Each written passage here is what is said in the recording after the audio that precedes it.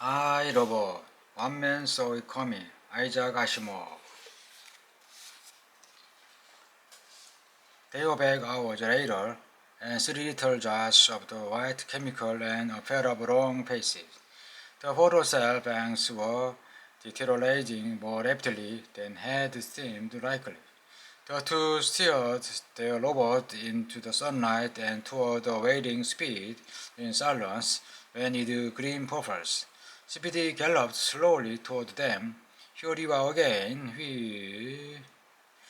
I made a little list. The piano organist, or people who will peppermint and pop it in your face. We'll pop something in your face, muttered Donna. He's limping. Greg, I noticed that, came the low, worried response. The monoxide'll get him yet, if we don't hurry. They were approaching cautiously now, almost sidling, to refrain from setting up the slowly irrigational robot. Pavel was too far off to tell, of course, but already even he could have been sworn the crack-brained Speedy was setting himself for a spring.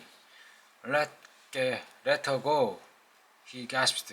Count three. 1, 2, two still arms threw back and snapped forward simultaneously, and two glasses whirled forward in towering parallel arc, gleaming like diamonds in the impossible sun. And the air of sunlit pop, they hit the ground behind Speedy in crash that sent the oxalic acid flying like dust. In the full heat of Mercury's sun, Pavel knew it was fizzing like soda water. Speedy turned to stare, then backed away from it slowly, and slowly gathered speed. In 15 seconds, he was leaping directly toward the two humans in the unsteady chanter. Pavel did not get Speedy's words just then, so he heard something that resembled Robert's profession when uttered in Hessian. He turned away, black to the cliff, Mike. He's out of the rut, and he'll taking orders now. I'm getting hot.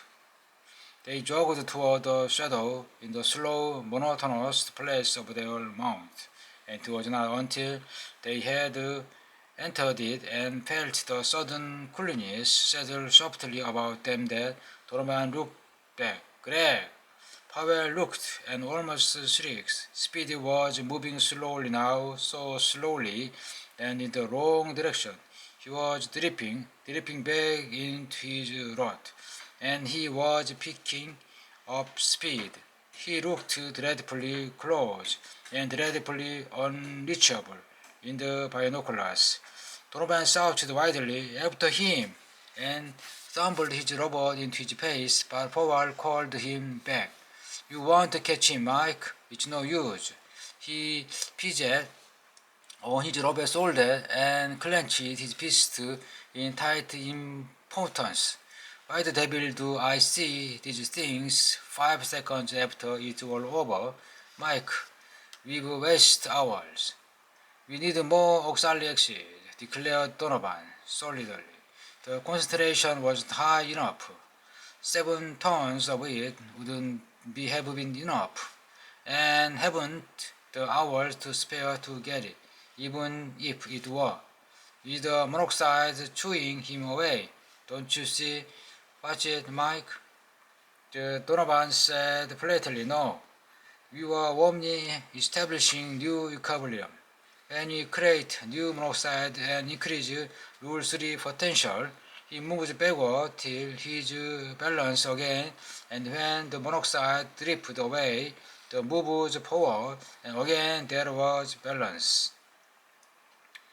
Pavel's voice sounded thoroughly wretched. It's the same old run around. We can push L, rule 2, and pull and rule 3, and we can't get anywhere. We can only change the position of balance. We've got to get outside both rules. And then he placed his robot closer to Donovan's so that they were sitting face to face, dim shadows in the darkness, and he whispered, "Mike, is it finished?" Dully. "I suppose we go back to the station, wait for the blanks to fold, shake hands, take cyanide, and go out like gentlemen." He laughed softly. "Mike," repeated Pavel honestly, "if you got to get speed." "I know." Mike once more, though Pavel hesitated before continuing. "There's always rule one. I thought of it earlier, but it's desperate." Donovan looked up and his voice ripened. "You are desperate. All right. According to rule one, robot can't see a human come to harm because of his own inaction. 2 and 3 can't stand against it. They can't, Mike. Even when the robot is half crow. Well, he's drunk. You know he is. It's the chances you take. Cut it. What are you going to do?" "I'm going out there now and see what rule one will do it. If it won't break the balance, then what the devil, it's either now or 3-4 days from now." "Hold on, Greg. There are human rules of behavior too. You don't go out there just like that. Figure out the rotary and give me my chance." "All right. First to get a cube, 14 goes." It's almost immediately. 27-44. Donovan felt his robot stagger at a sudden push by a large amount and then spiraled up into the sunlight. Donovan opened his mouth and shouted, and then clicked his out. Of course, the damn fool was a walkout, then cube of 14 in advance, and on purpose, just like him. The sun was hotter than ever, and Powell felt maddening itch in the small of his back. Imagination probably, or perhaps hard radiation beginning to tell even through wall in so short. Speed was watching him without a word of Gilbert Sullivan, Gilbertish, as greeting. Thank God for that. But he dared get too close. He was 300 yards away, and Speed began backing, a step at a time, cautiously, and Powell stopped. He jumped from his rubber soldiers and landed on the crystalline ground with a right thumb and the flying of a jagged fragment.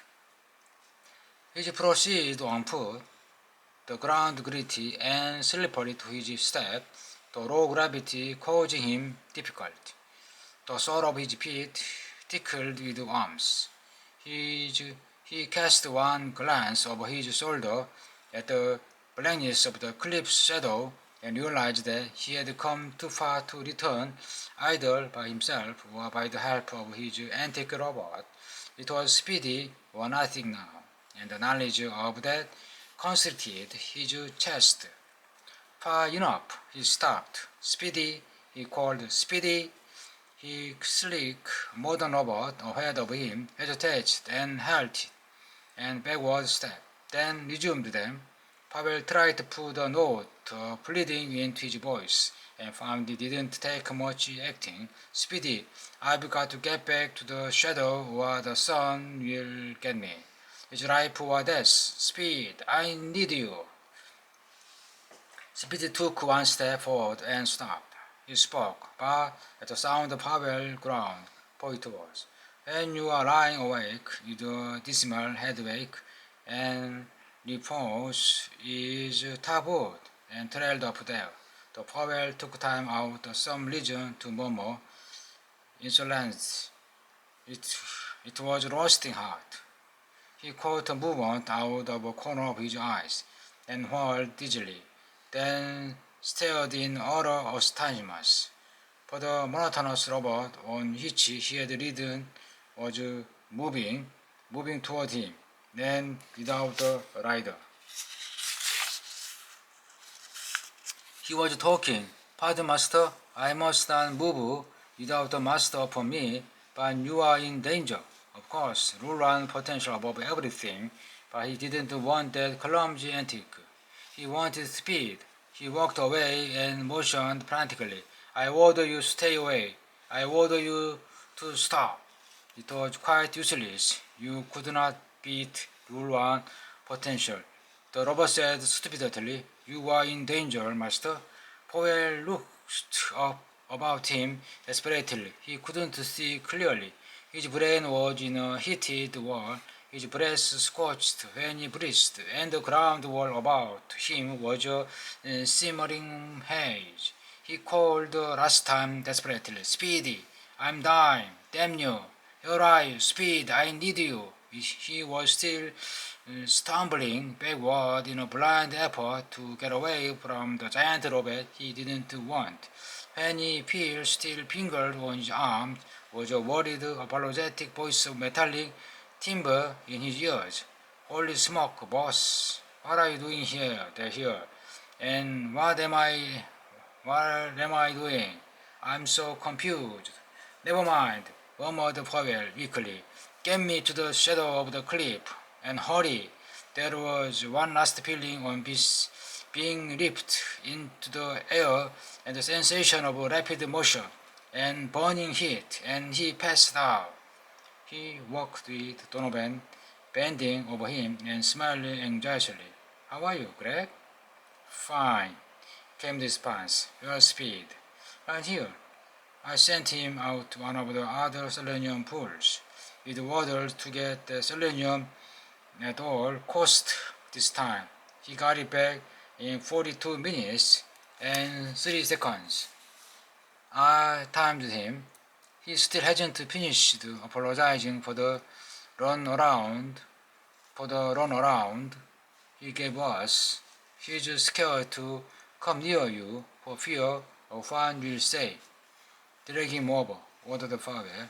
It wasn't his fault. He held out a hand and gripped Speedy's metal foe. It's okay, Speed. Then, Donovan, you know, Mike, I was just thinking. Yes, well, he rubbed his face. The air was so delightfully cool. You know that when you get things set up here and Speedy puts through this his field test, they are going to send us to the space station next. No. Yes, at least that's what old Red Kelvin told me just before we left. And I didn't say anything about it because I was going to fight the whole idea. Fight it? Cried Donovan. But I know it's all right with me now. 273 degrees centigrade below zero. Won't it be a pleasure? Space station, said Donovan. Here I came.